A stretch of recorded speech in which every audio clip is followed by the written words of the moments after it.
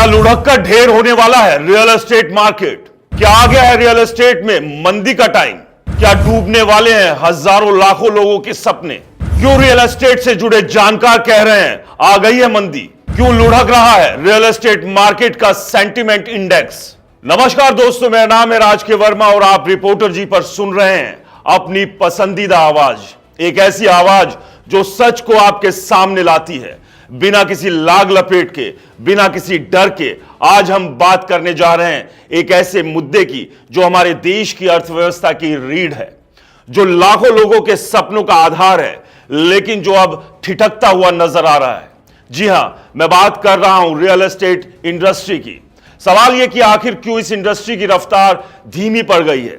क्यों sentiment index नीचे की ओर लुढ़क रहा है और इसके पीछे क्या है वो बड़े कारण? आज हम इस खबर को खोल कर रखेंगे तथ्यों के साथ, आंकड़ों के साथ और थोड़े से गुस्से के साथ, क्योंकि यह सवाल सिर्फ आंकड़ों का नहीं, आपके और हमारे भविष्य का है। तो चलिए शुरू करते हैं। नाइट फ्रैंक और नारायणको ये दो नाम हैं जो रियल एस्टेट की दुनिया में बड़े खिलाड़ी माने जाते हैं। इन्होंने 2024 की आखिरी तिमाही यानी अक्टूबर से दिसंबर के बीच एक सर्वे किया। इस सर्वे का नतीजा क्या निकला, सुनिए ध्यान से। 64% लोग यानी कि करीब 2/3 लोग ऐसा मानते हैं कि अगर 6 महीनों में ऑफिस लीजिंग में बढ़ोतरी हो सकती है। अब यह सुनने में तो अच्छा लगता है ना, लेकिन रुकिए, खबर अभी पूरी नहीं हुई। यह सिर्फ एक पहलू है, असली कहानी तो इससे कहीं गहरी है, और वो कहानी है इस इंडस्ट्री की सुस्ती की। सबसे पहले बात करते हैं सेंटिमेंट इंडेक्स की। यह सेंटिमेंट इंडेक्स क्या होता है? आसान भाषा में कहे तो एक तरह का थर्मामीटर है जो बताता है कि रियल एस्टेट की सेहत कैसी है। अगर स्कोर 50 से ऊपर है तो समझिए कि इंडस्ट्री में जान है, उम्मीद है। लेकिन अगर यह 50 से नीचे चला जाए तो खतरे की घंटी बजने लगती है। अब सुनिए, 2024 की चौथी तिमाही में यह स्कोर 59 रहा।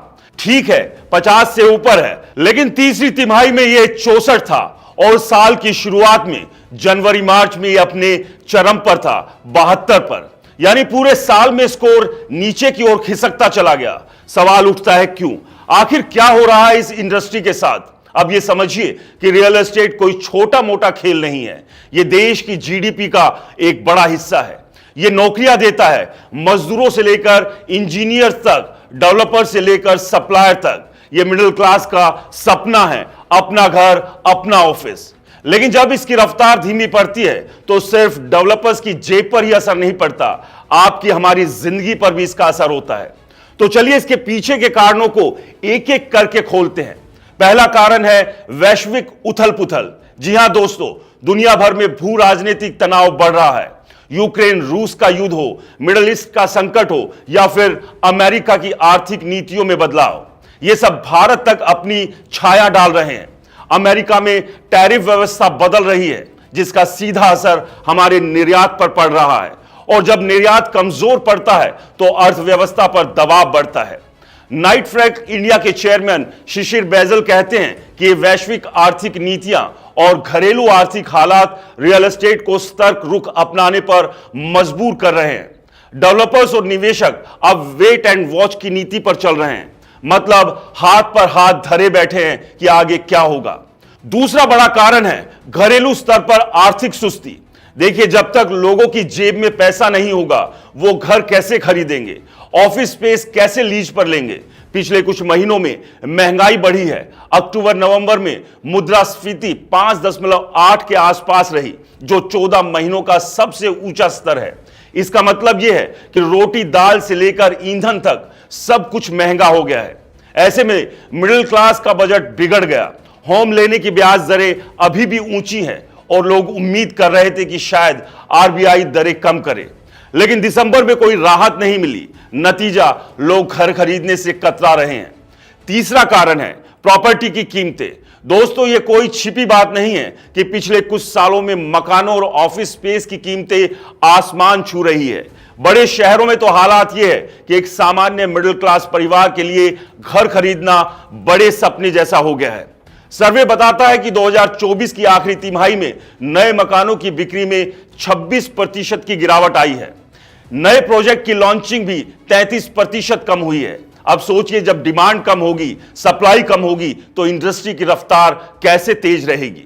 लेकिन यहां एक ट्विस्ट है, जहां रेजिडेंशियल सेक्टर में सुस्ती दिख रही है, वहीं ऑफिस लीजिंग को लेकर थोड़ी उम्मीद की किरण नजर आ रही है। नाइट फ्रैंक और नैरेडको का सर्वे कहता है कि 64% लोग मानते हैं कि अगले 6 महीने में ऑफिस लीजिंग बढ़ेगी। 41% का कहना है कि ऑफिस स्पेस की सप्लाई बढ़ेगी और 64% का मानना है कि ऑफिस किराए में भी इजाफा होगा। ये आंकड़े बताते हैं कि कमर्शियल रियल एस्टेट में अभी जान बाकी है। लेकिन सवाल यह है, क्या यह उम्मीद पूरी इंडस्ट्री को बचा पाएगी? अब थोड़ा गहराई में चलते हैं। यह जो सुस्ती है, यह सिर्फ आंकड़ों की बात नहीं है, इसके पीछे सिस्टम की नाकामी भी है। सरकार ने पिछले कुछ सालों में इंफ्रास्ट्रक्चर पर भारी खर्च किया। 2024 के बजट में शहरी आवास के लिए 10 लाख करोड़ का ऐलान किया, लेकिन क्या वो पैसा सही जगह पहुंच रहा है? क्या अफोर्डेबल हाउसिंग को बढ़ावा मिल रहा है? जवाब है नहीं। डेवलपर्स अभी भी प्रीमियम और लग्जरी प्रोजेक्ट पर फोकस कर रहे हैं, क्योंकि वहां मुनाफा बहुत ज्यादा है। मिडिल क्लास फिर ठगा हुआ महसूस कर रहा है। और फिर बात आती है छोटे शहरों की। टियर 2 और टियर 3 शहरों में रियल एस्टेट ने पहले तेजी दिखाई थी, लेकिन अब वहां भी रफ्तार कम हो रही है, धीमी हो रही है। विधानसभा चुनाव का असर, आर्थिक अनिश्चितता और बढ़ती कीमतों ने वहां भी ब्रेक लगा दिया है। प्रॉप टाइगर की रिपोर्ट कहती है कि दिल्ली एनसीआर को छोड़कर बाकी बड़े शहरों में बिक्री घटी है। दिल्ली एनसीआर में 9,808 यूनिट्स बिकी, जो पिछले साल से ज्यादा है। लेकिन मुंबई में 31% की गिरावट, पुणे में 31% की गिरावट। ये आंकड़े चीख चीख कर कह रहे हैं कि कुछ तो गड़बड़ है। तो दोस्तों, यह रियल एस्टेट की असली तस्वीर। एक तरफ उम्मीद की ऑफिस लीजिंग बढ़ेगी, दूसरी तरफ डर है कि रेजिडेंशियल सेक्टर की सुस्ती पूरी इंडस्ट्री को नीचे खींच लेगी। सेंटिमेंट इंडेक्स का गिरना कोई छोटी बात नहीं है। यह बताता है कि लोग सतर्क है, डेवलपर्स सतर्क है, निवेशक सतर्क है। लेकिन सवाल वही है, यह सतर्कता कब तक चलेगी? क्या सरकार कोई बड़ा कदम उठाएगी? क्या ब्याज दरें कम होगी? या फिर हम बस इंतजार करते रहेंगे कि कब हालात अपने आप ठीक होंगे? अंत में इतना ही कहूंगा, यह इंडस्ट्री सिर्फ ईंट पत्थर की नहीं, सपनों की है। और जब सपने सुस्त पड़ते हैं तो समाज भी सुस्त पड़ जाता है। हमें चाहिए कि इन सवालों के जवाब ढूंढे, सरकार से जवाब मांगे और सच को सामने लाएं। आप क्या सोचते हैं? क्या रियल एस्टेट फिर से अपनी रफ्तार पकड़ेगा या ये सुस्ती और गहरी होगी? अपनी राय जरूर बताएं। तब तक के लिए सच के साथ बने रहिए, सवाल उठाते रहिए। नमस्कार।